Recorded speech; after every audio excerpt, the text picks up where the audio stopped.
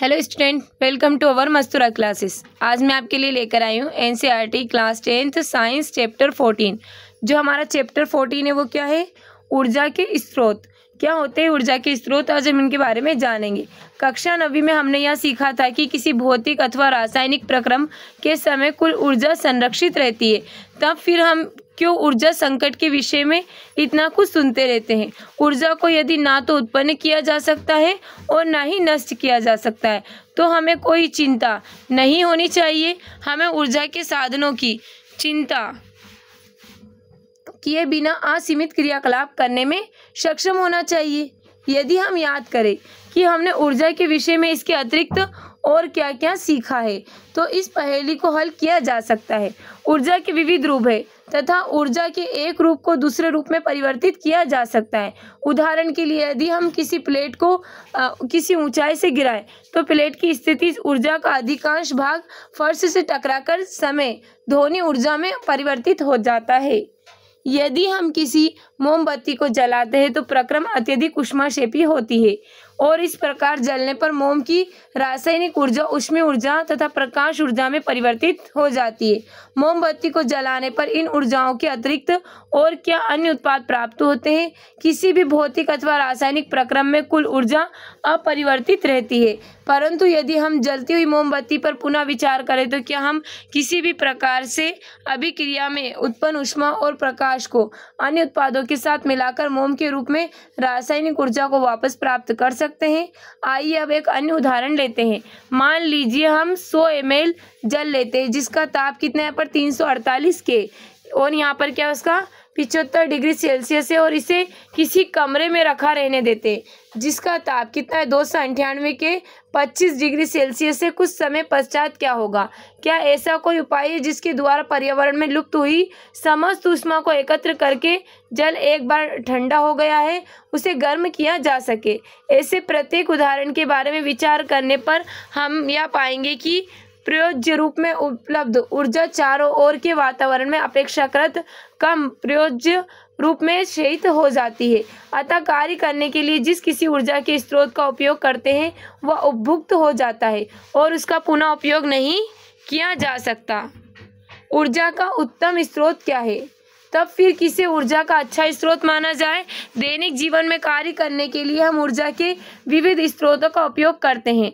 रेलगाड़ियों को चलाने में हम डीजल का उपयोग करते हैं। सड़कों के लैंपों को दीप्तिमान बनाने के लिए विद्युत का उपयोग करते हैं। साइकिल से विद्यालय जाने में पेशियों की ऊर्जा का उपयोग किया जाता है। क्रियाकलाप 14.1।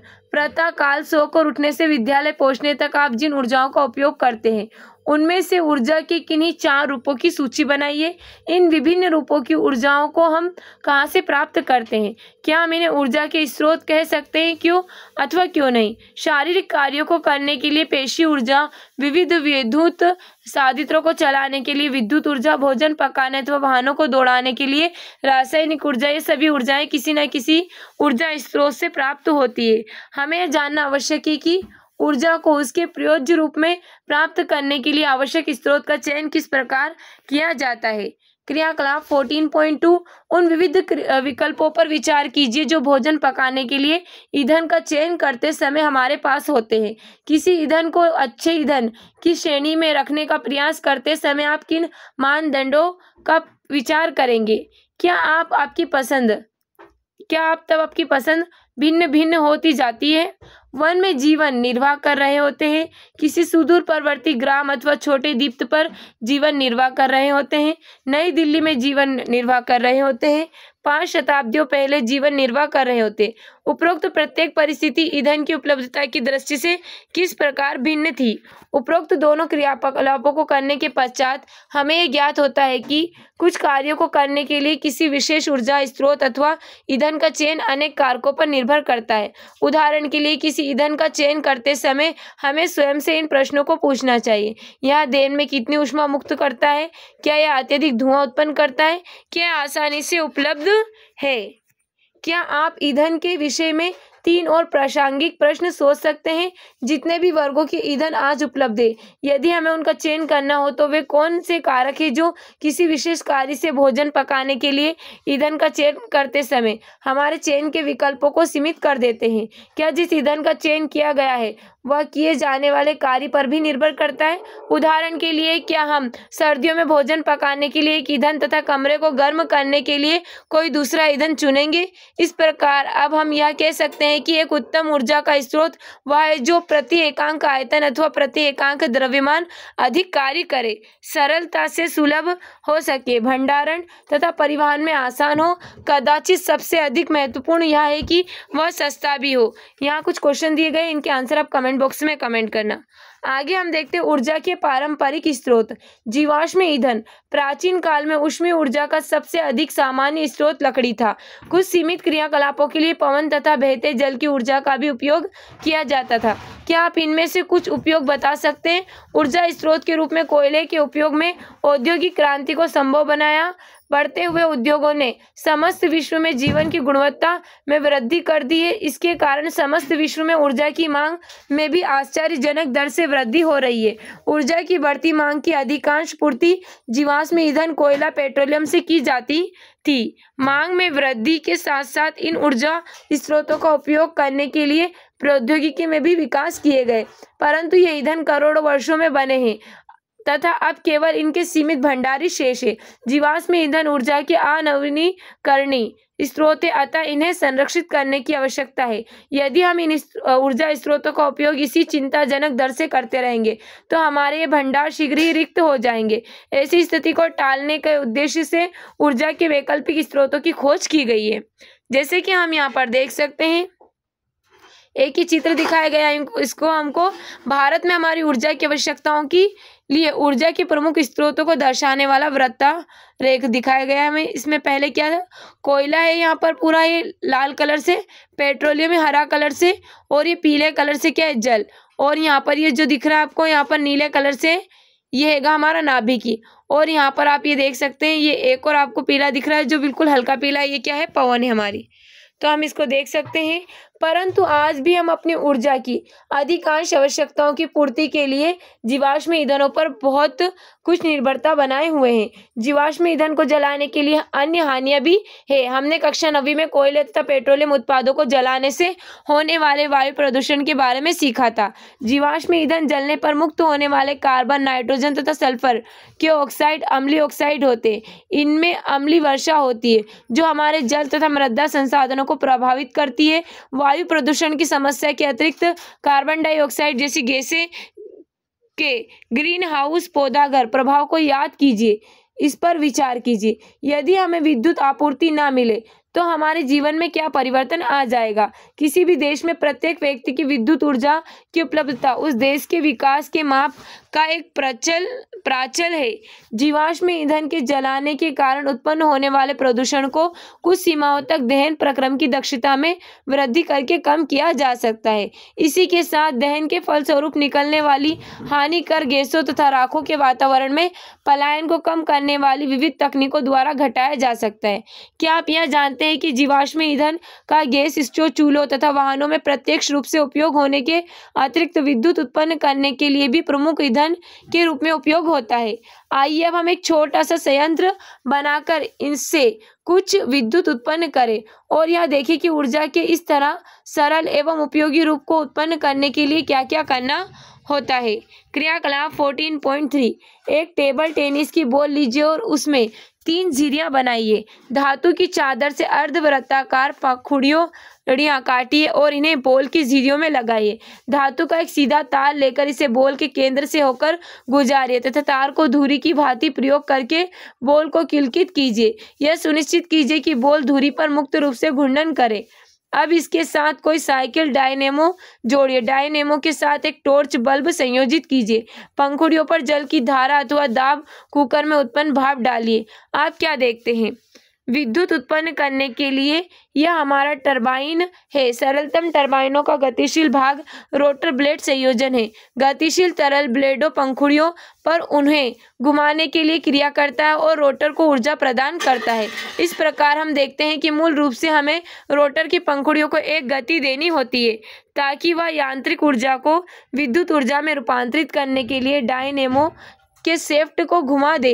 विद्युत ऊर्जा का वह रूप है जो आज के परिदृश्य में एक आवश्यक बन गई है। डायनेमो के शेफ्ट को घुमाने के विविध ढंग हो सकते हैं, परंतु किस ढंग को अपनाया जाए यह संसाधनों की उपलब्धता पर निर्भर करता है। निम्नलिखित अनुभागों में हम यह देखेंगे कि टरबाइन को घुमाकर विद्युत उत्पन्न करने के लिए ऊर्जा के विविध स्रोतों का किस प्रकार उपयोग किया जा सकता है।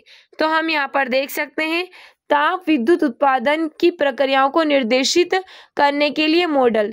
ये दाब कुकर हमको दिखाए गए यहाँ पर, टेबल टेनिस बॉल में धातु की पंखुड़ियाँ और डायनेमो, और ये क्या हमारा बल्ब। और यहाँ पर हम देख सकते हैं हमें भाप नली दिखाई गई है और यहाँ से क्या दे रहे हैं, हम इसको ऊष्मा दे रहे हैं।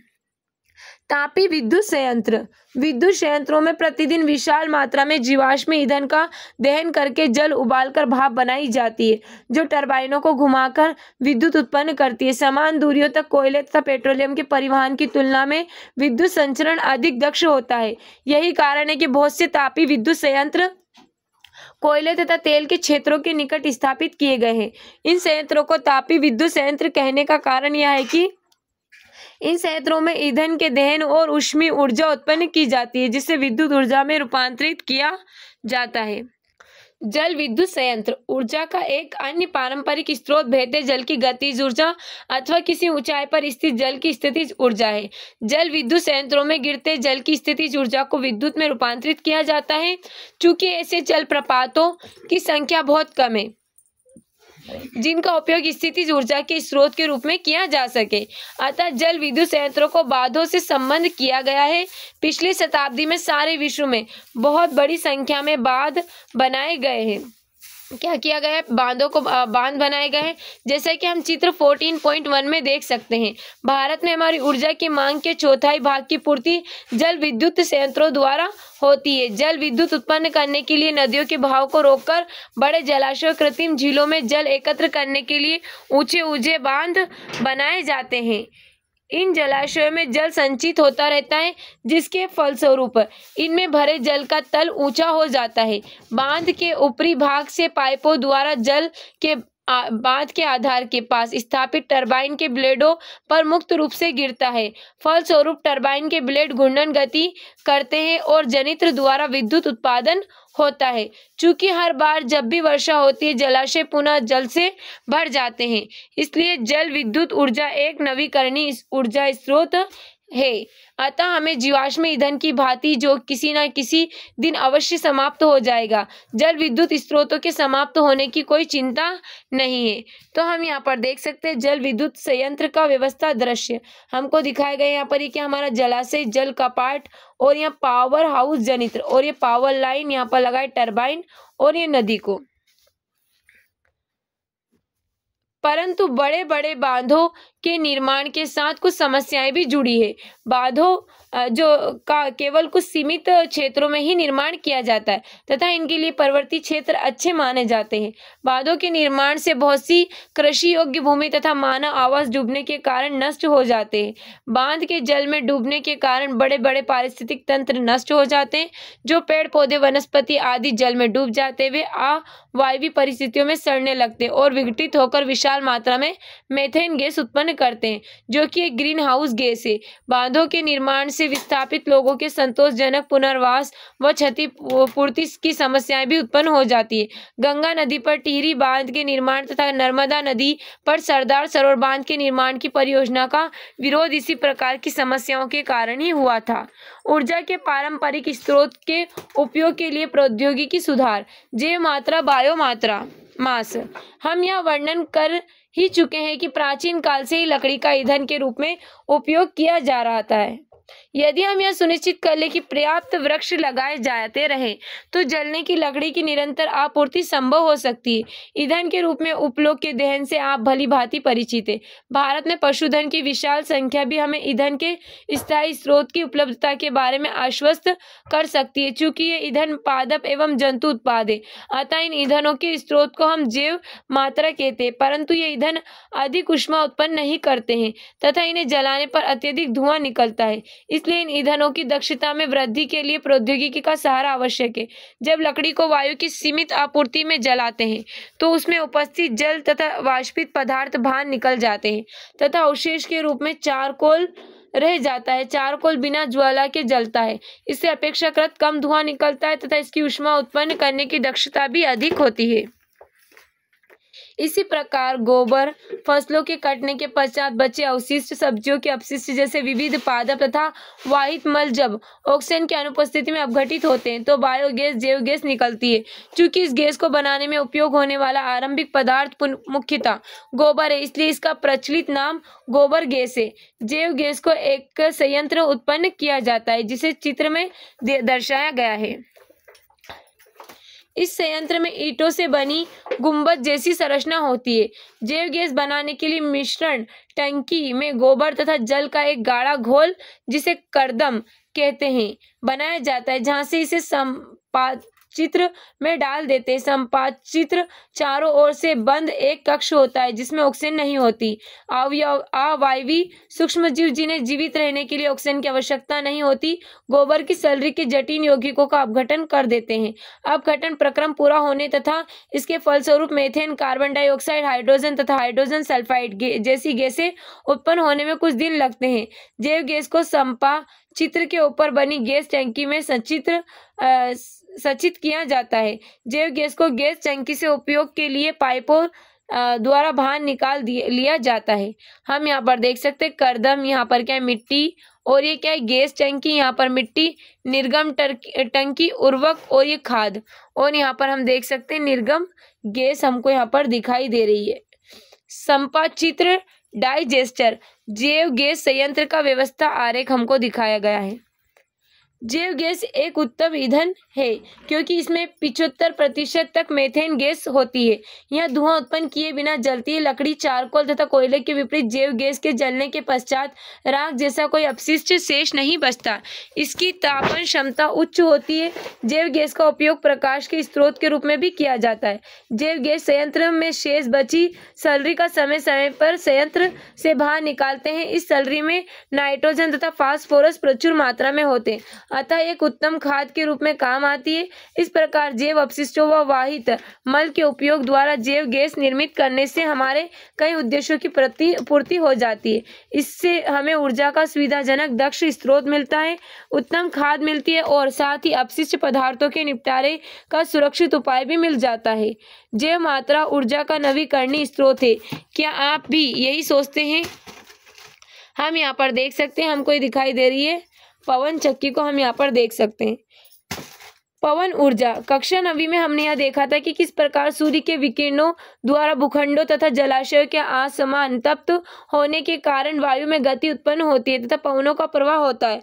पवनों की गतिज ऊर्जा का उपयोग कार्यों को करने में किया जा सकता है। पवन ऊर्जा का उपयोग शताब्दी से पवन चक्कियों द्वारा यांत्रिक कार्यों को करने में होता रहा है। उदाहरण के लिए किसी पवन चक्की द्वारा प्रचालित जल पंप पानी को ऊपर उठाने वाले पंपों में पवन चक्की की पंखुड़ियों की घूर्णी गति का उपयोग कुओं से जल खींचने के लिए होता है। आजकल पवन ऊर्जा उपयोग विद्युत करने में भी किया जा रहा है। पवन चक्की की संरचना वस्तुतः किसी ऐसे विशाल विद्युत पंखे के समान होती है जिसे किसी दृढ़ आधार पर कुछ ऊंचाई पर खड़ा कर दिया जाता है। पवन चक्की की घूर्णी गति का उपयोग विद्युत उत्पन्न करने के लिए विद्युत जनित्र के टरबाइन को घुमाने के लिए किया जाता है। किसी एकल पवन चक्की का निर्गत अर्थात उत्पन्न विद्युत बहुत कम होता है जिसका व्यापारिक उपयोग संभव नहीं होता। अतः किसी विशाल क्षेत्र में बहुत सी पवन चक्कियां लगाई जाती है तथा इस क्षेत्र को पवन ऊर्जा फार्म कहते हैं। व्यापारिक स्तर पर विद्युत प्राप्त करने के लिए किसी ऊर्जा फार्म की सभी पवन चक्कियों को परस्पर युग्मित कर लिया जाता है, जिसके फलस्वरूप प्राप्त नेट ऊर्जा सभी पवन चक्कियों द्वारा उत्पन्न विद्युत ऊर्जाओं के योग के बराबर होती है। डेनमार्क को पवन का देश कहते हैं। जो डेनमार्क होता है उसको क्या कहते हैं? पवनों का देश कहते हैं। देश की 25% से भी अधिक विद्युत की पूर्ति पवन चक्कियों के विशाल नेटवर्क द्वारा विद्युत उत्पन्न करके की जाती है। जर्मनी भी इस क्षेत्र में अग्रणी है, जबकि भारत का पवन ऊर्जा द्वारा विद्युत उत्पादन करने वाले देशों में 5वां स्थान है। यदि हम पवनों द्वारा विद्युत उत्पादन की अपनी क्षमता का पूरा उपयोग करें तो अनुमानों के अनुसार लगभग 45,000 MW विद्युत शक्ति का उत्पादन कर सकते हैं। तमिलनाडु कन्याकुमारी के समीप भारत का विशालतम पवन ऊर्जा का फार्म स्थापित किया गया है। यह 380 MW विद्युत उत्पन्न करता है। पवन ऊर्जा नवीकरणीय ऊर्जा का एक पर्यावरणीय हितैषी एवं दक्ष स्रोत है। इसके द्वारा विद्युत उत्पादन के लिए बार बार धन खर्च करने की आवश्यकता नहीं होती, परंतु पवन ऊर्जा के उपयोग करने की बहुत सी सीमाएं हैं। पहली सीमा यह है कि पवन ऊर्जा फॉर्म केवल उन्हीं क्षेत्रों में स्थापित किए जा सकते हैं जहां वर्ष के अधिकांश दिनों में तीव्र पवन चलती हो। टरबाइन के आवश्यक जाल को बनाए रखने के लिए पवन की चाल भी यहाँ पर कितनी होनी चाहिए? 15 किलोमीटर प्रति घंटा से अधिक होना चाहिए। इसके साथ ही संचायक सेलों जैसे कि कोई पूर्तिकर सुविधा भी होनी चाहिए, जिसका उपयोग ऊर्जा की आवश्यकताओं की पूर्ति के लिए उस समय किया जा सके जब पवन नहीं चलती हो। ऊर्जा फार्म स्थापित करने के लिए एक विशाल भूखंड की आवश्यकता होती है। 1 MW की जनित्र के लिए पवन फार्म को लगभग 2 हेक्टेयर भूमि चाहिए। पवन ऊर्जा फार्म स्थापित करने के लिए आरंभिक लागत जो रहती है अत्यधिक है। इसके अतिरिक्त पवन चक्कियों के दृढ़ आधार पर पंखुड़ियों वायुमंडल में खुले होने के कारण अधर्न, चक्रवात, धूप, वर्षा आदि प्राकृतिक थपेड़ों को सहन करते हैं, अतः उनके लिए उच्च स्तर के रखरखाव की आवश्यकता होती है। यहाँ कुछ क्वेश्चन दिए गए, इनके आंसर आप कमेंट बॉक्स में कमेंट करना। आगे हम देखते हैं वैकल्पिक अथवा गैर परंपरागत ऊर्जा स्रोत। प्रौद्योगिकी में उन्नति के साथ ही हमारी ऊर्जा की मांग में भी दिन प्रतिदिन वृद्धि हो रही है। हमारी जीवन शैली में भी निरंतर परिवर्तन हो रहा है। हम अपने कार्यों को करने के लिए अधिक मशीनों का उपयोग करते हैं। जैसे जैसे औद्योगिकरण से हमारा जीवन स्तर उन्नत हो रहा है, हमारी मूल आवश्यकताओं में भी निरंतर वृद्धि हो रही है। क्रियाकलाप 14.4 अपने दादा दादी अथवा अन्य वायु वृद्धों से यह पता लगाइए कि वे अपने विद्यालय कैसे जाते थे, अपने बच्चे में दैनिक आवश्यकताओं के लिए जल कैसे प्राप्त करते थे, मनोरंजन कैसे करते थे। उपरोक्त उत्तरों की तुलना इस प्रश्न के उत्तरों से कीजिए। अब आप इन कार्यों को कैसे करते हैं? क्या इन उत्तरों में कोई अंतर है? यदि हाँ, तो किस स्थिति में बाह्य स्रोत से अधिक ऊर्जा उपमुक्त हुई? जैसे जैसे हमारी ऊर्जा की मांग में वृद्धि होती जाती है, वैसे वैसे ही हमें अधिक ऊर्जा स्रोतों की आवश्यकता होती है। हम उपलब्ध एवं ज्ञात ऊर्जा स्रोतों के अधिक दक्ष उपयोग के लिए प्रौद्योगिकी विकसित करते हैं तथा ऊर्जा के नए स्रोतों की खोज करते हैं। जिस किसी भी ऊर्जा के नए स्रोत को हम खोजते हैं, उसी के उपयोग को मस्तिष्क में रखकर विशिष्ट युक्तियां विकसित की जाती है। अब हम ऊर्जा के उन नवीनतम स्रोतों पर जिनका हम उपयोग करना चाहते हैं तथा उस प्रौद्योगिकी की ओर जिसे इन स्रोतों से संचित ऊर्जा का दहन करने के लिए डिजाइन किया गया है, अपनी दृष्टि डालेंगे। इस पर विचार कीजिए। कुछ लोग यह कहते हैं कि यदि हम अपने पूर्वजों की भांति जीवन यापन करना आरंभ कर दें तो इससे हमारे ऊर्जा स्रोत तथा हमारी पारितंत्र संरक्षित रहेंगे। आपके विचार से क्या यह धारणा उचित है? सौर ऊर्जा। सूर्य लगभग 5 करोड़ वर्ष से निरंतर वर्तमान दर पर विशाल मात्रा में ऊर्जा विकृत कर रहा है तथा इस दर से भविष्य में भी लगभग 5 करोड़ वर्ष तक ऊर्जा विकृत करता रहेगा।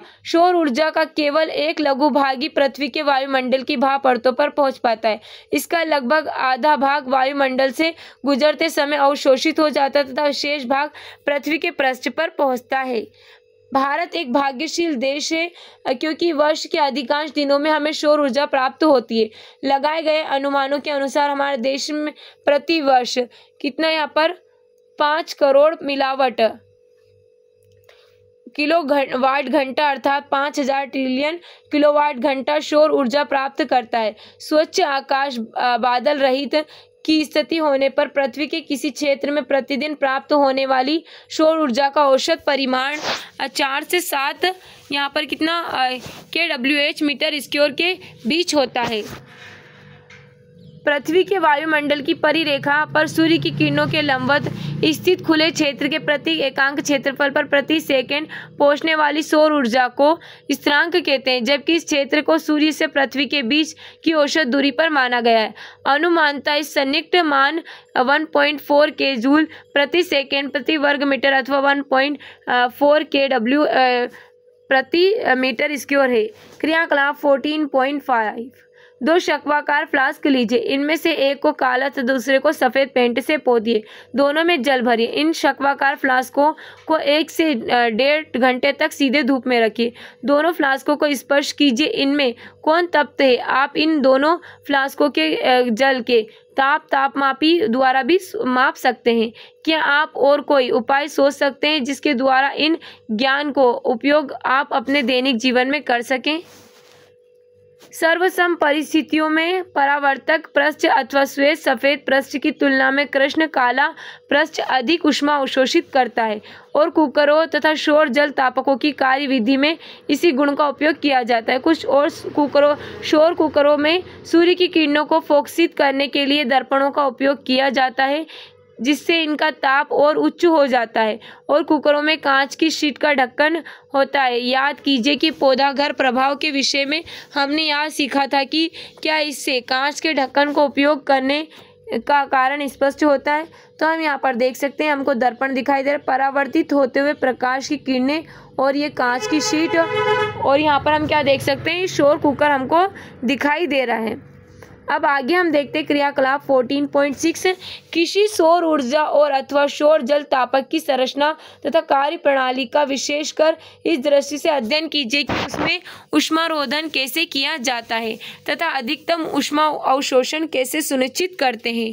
सस्ती सुलभ सामग्री का उपयोग करके किसी सौर कुकर अथवा सौर जल तापक का डिजाइन बनाकर उसकी संरचना कीजिए और यह जांच करिए कि आपके इस निकाय में अधिकतम ताप कितना प्राप्त किया जा सकता है, और कुकरों अथवा सौर जल तापकों के उपयोग की सीमाओं एवं विशेषताओं पर चर्चा कीजिए। यह सरलता से देखा जा सकता है कि ये युक्तियां दिन के कुछ निश्चित समय पर ही उपयोग होती है और सौर ऊर्जा के उपयोग की इस सीमा पर सौर सेलों का उपयोग करके पार पाया जाता है। सौर सेल और सौर ऊर्जा को विद्युत ऊर्जा में रूपांतरित करते हैं। धूप में रखे जाने पर किसी प्ररूपी सौर सेल 0.5 से लेकर 1.0 वी तक वोल्टता विकसित होती है तथा लगभग 0.7 वोल्ट विद्युत उत्पन्न कर सकते हैं। जब बहुत अधिक संख्या में सौर सेलों को संयोजित करते हैं तो यह व्यवस्था सौर पैनल कहलाती है, जिससे व्यवहारिक उपयोग के लिए पर्याप्त विद्युत प्राप्त हो जाती है। हम यहाँ पर देख सकते हैं क्या दिखाई दे रहा है, हमको सौर पैनल दिखाई दे रहा है। सौर सेलों के साथ संबंध प्रमुख लाभ यह है कि इनमें से कोई भी गतिमान पुर्जा नहीं होता, इनका रख रखाव सस्ता है तथा ये बिना किसी फोक्सन युक्ति के काफ़ी संतोषजनक कार्य करते हैं। सौर सेलों के उपयोग करने का एक अन्य लाभ यह है कि इन्हें सुदूर तथा अगम्य स्थानों में स्थापित किया जा सकता है। इन्हें ऐसे छितरे बसे हुए क्षेत्रों में भी स्थापित किया जा सकता है जब शक्ति संचरण के लिए केबल बिछाना अत्यंत खर्चीला तथा व्यापारिक दृष्टि से व्यवहारिक नहीं होता। सौर सेल बनाने के लिए सिलिकॉन का उपयोग किया जाता है जो प्रकृति में प्रचुर मात्रा में उपलब्ध है, परंतु और सौर सेलों को बनाने में उपयोग होने वाले विशिष्ट श्रेणी के सिलिकॉन की उपलब्धता सीमित है। सौर सेलों के उत्पादन की समस्त प्रक्रिया अभी भी बहुत महंगी है। सौर सेलों को परस्पर संयोजित करके सौर पैनल बनाने में सिल्वर चांदी का उपयोग होता है, जिसके कारण लागत में और वृद्धि हो जाती है। उच्च लागत तथा कम दक्षता होने पर भी सौर सेलों का उपयोग बहुत से वैज्ञानिक तथा प्रौद्योगिकी अनुप्रयोगों के लिए किया जाता है। मानव निर्मित उपग्रहों तथा अंतरिक्ष अन्वेषक युक्तियों जैसे कि मार्स ऑर्बिटरों में सौर सेलों का उपयोग प्रमुख ऊर्जा स्रोत के रूप में किया जाता है। रेडियो अथवा बेतार संचार तंत्रों अथवा सुदूर क्षेत्रों के टीवी रिले केंद्रों में सौर सेल पैनल का उपयोग किए जाते हैं। ट्रैफिक सिग्नलों, परिकल्कों तथा बहुत से खिलौनों में सौर सेल लगे होते हैं। सौर सेल पैनल विशिष्ट रूप से डिजाइन की गई आनत छतों पर स्थापित किए जाते हैं ताकि इन पर अधिक से अधिक सौर ऊर्जा आपतित हो। तथापि अत्यधिक महंगा होने के कारण सौर सेलों का घरेलू उपयोग अभी तक सीमित है।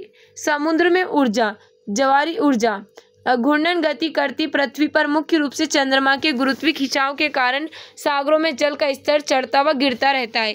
यदि आप समुद्र के निकट रहते हैं अथवा कभी भी समुद्र के निकट किसी स्थान पर जाते हैं तो प्रयास कीजिए कि आप यह परीक्षण कर सकें कि समुद्र में जल का स्तर दिन में किस प्रकार परिवर्तित होता है। इस परिघटना को ज्वार भाटा कहते हैं। ज्वार भाटे में जल के स्तर चढ़ने तथा गिरने से हमें ज्वारी ऊर्जा प्राप्त होती है। ज्वारी ऊर्जा का दोहन सागर के किसी संकीर्ण क्षेत्र पर बांध का निर्माण करके किया जाता है। बांध के द्वार पर स्थापित टरबाइन ज्वारी ऊर्जा को विद्युत ऊर्जा में रूपांतरित कर देती है।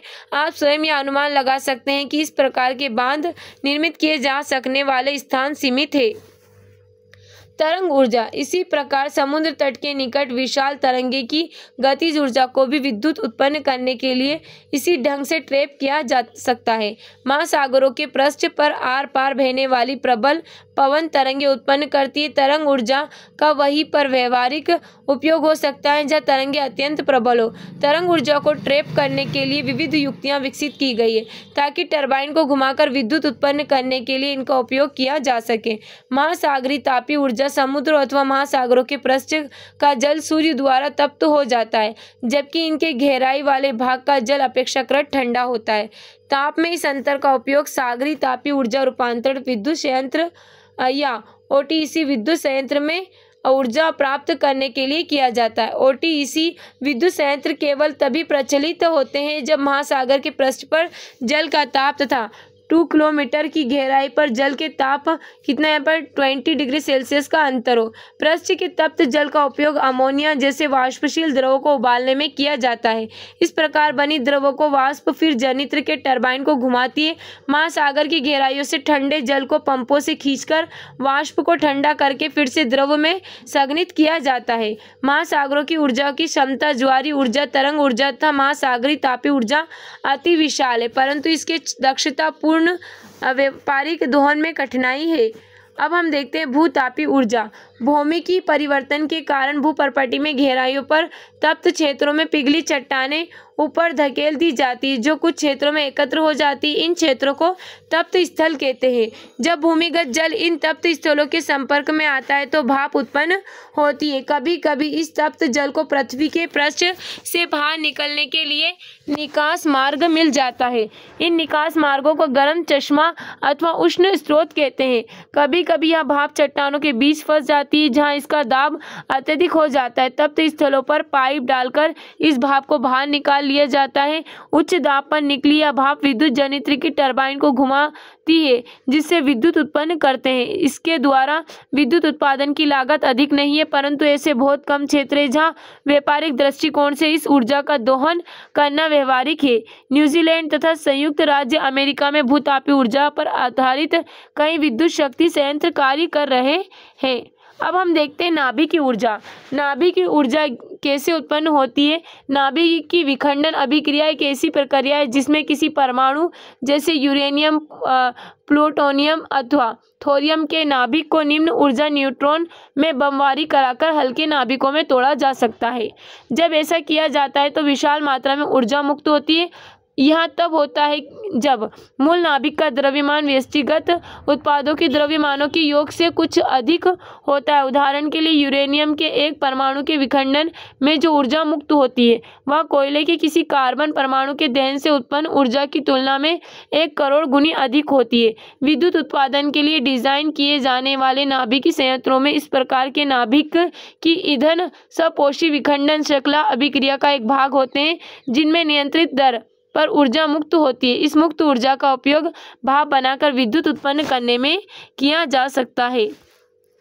नाभिक की विखंडन अभिक्रिया में मूल नाभिक तथा उत्पाद नाभिकों के द्रव्यमान का अंतर कितना यहाँ पर जो ऊर्जा ME में परिवर्तित हो जाता है। इस ऊर्जा E की दर सन 1905 में अल्बर्ट आइंस्टीन द्वारा सर्वप्रथम उत्पन्न विख्यात समीकरण इज इक्वल टू, यहाँ पर क्या दे रखा है आपको, ट्राइंगल MC इसकी ओर द्वारा नियंत्रित किया जाता है, जहाँ C प्रकाश की निर्वात में चाल नाभिकी विज्ञान ऊर्जा को प्रिय इलेक्ट्रॉन वोल्ट EV मात्रकों में व्यक्त किया जाता है। 1 EV इज इक्वल टू क्या होगा, 1.602 इंटू 10⁻19 जूल। उपरोक्त समीकरण यह आसानी से जांचा जा सकता है। एकीकृत परमाणु द्रव्यमान मात्रक U लगभग 9 से 21 मेगा इलेक्ट्रॉन वोल्ट है।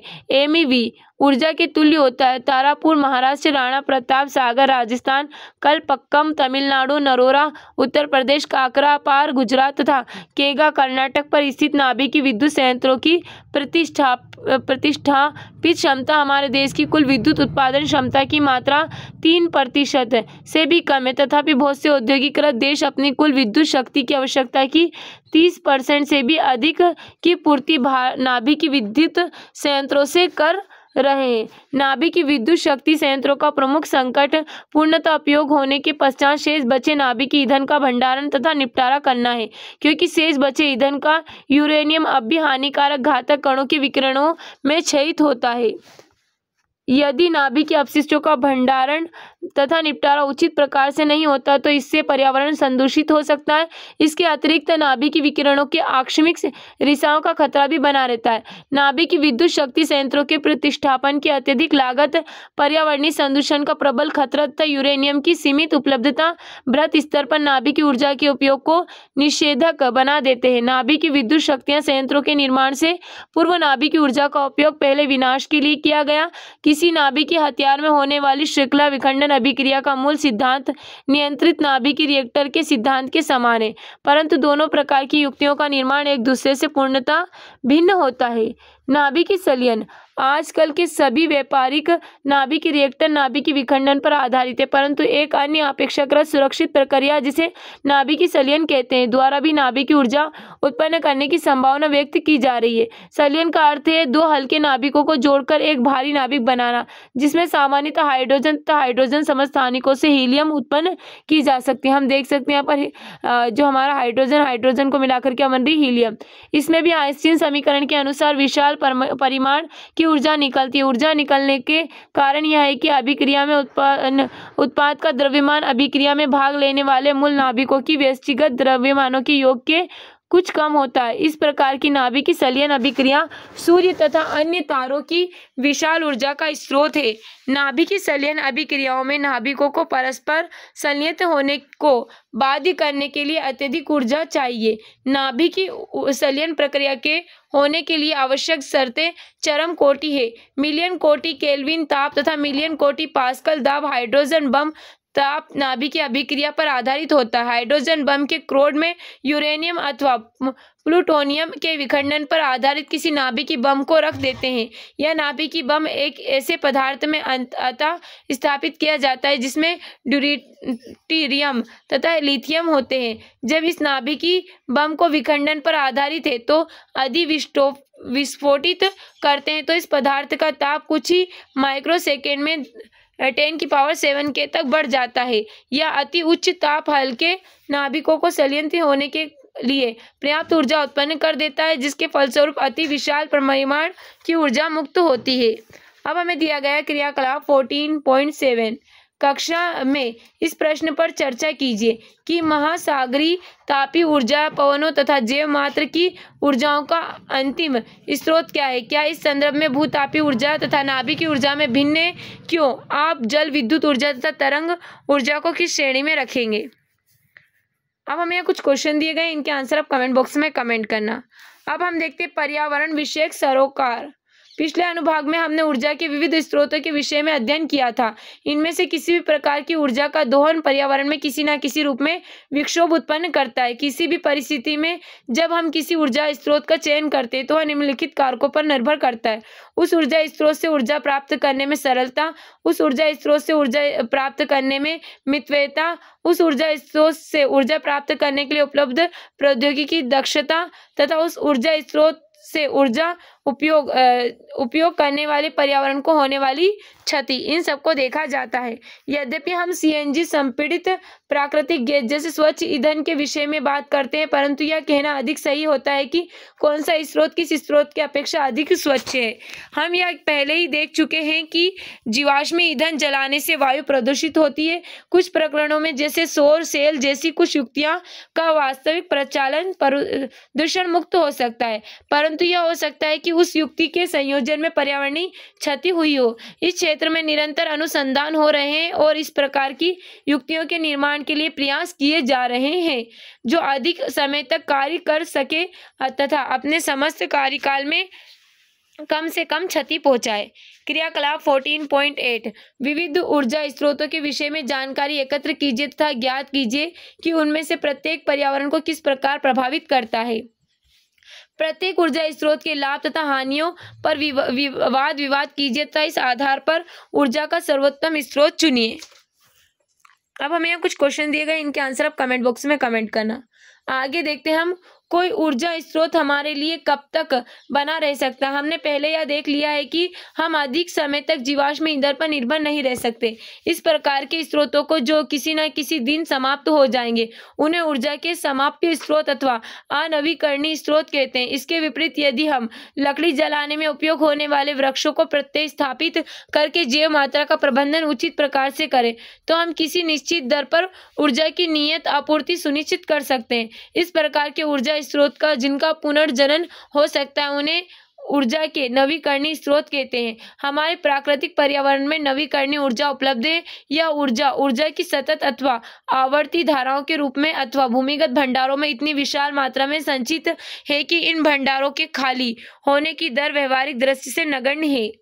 अब हमें क्रियाकलाप 14.9 दिया गया है। कक्षा में इन समस्याओं पर वाद विवाद कीजिए। यह कहा जाता है कि अनुमानतः कोयले के भंडार आने वाले 2 वर्षों के लिए पर्याप्त है।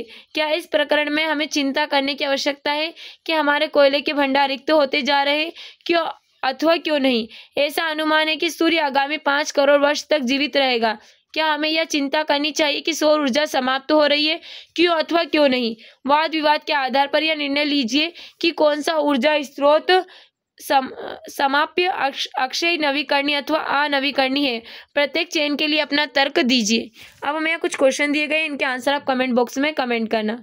अब हम आगे इसमें देखते हैं हमने इस चैप्टर में क्या सीखा। हमारी जीवन शैली के स्तर में वृद्धि के साथ हमारी ऊर्जा की आवश्यकताओं में वृद्धि होती है। हमारी ऊर्जा की आवश्यकताओं की पूर्ति करने के लिए हमें ऊर्जा के उपयोग की दक्षता में सुधार का प्रयास करना चाहिए। साथ ही हमें ऊर्जा के नए स्रोतों को परखना एवं उनका दोहन भी करना चाहिए। हमें ऊर्जा के नवीन स्रोतों की ओर ध्यान देने की आवश्यकता है क्योंकि हमारे पारंपरिक ऊर्जा स्रोत जैसे कि जीवाश्म ईंधन संकटग्रस्त है और शीघ्र ही समाप्त हो जाएंगे। हमारा ऊर्जा स्रोत का चयन, उपलब्धता में सरलता, ऊर्जा निष्कर्षण की लागत, ऊर्जा स्रोत के उपयोग की उपलब्ध प्रौद्योगिकी दक्षता, ऊर्जा स्रोत के उपयोग का पर्यावरण पर प्रभाव जैसे कारकों पर निर्भर करता है। हमारे अधिकांश ऊर्जा स्रोत अंततः सूर्य से प्राप्त ऊर्जा से उत्पन्न होते हैं। हमें अभ्यास के लिए कुछ क्वेश्चंस दिए गए हैं, इन क्वेश्चंस के आंसर आप कमेंट बॉक्स में कमेंट करना। उम्मीद है जो हमारा आज का चैप्टर आपको अच्छा लगा। अगर हमारा आज का चैप्टर आपको अच्छा लगा है तो इसी तरह के अपडेट के लिए हमारे चैनल को सब्सक्राइब करें और बेल आइकन को दबाना ना भूलें। Okay, thank you so much.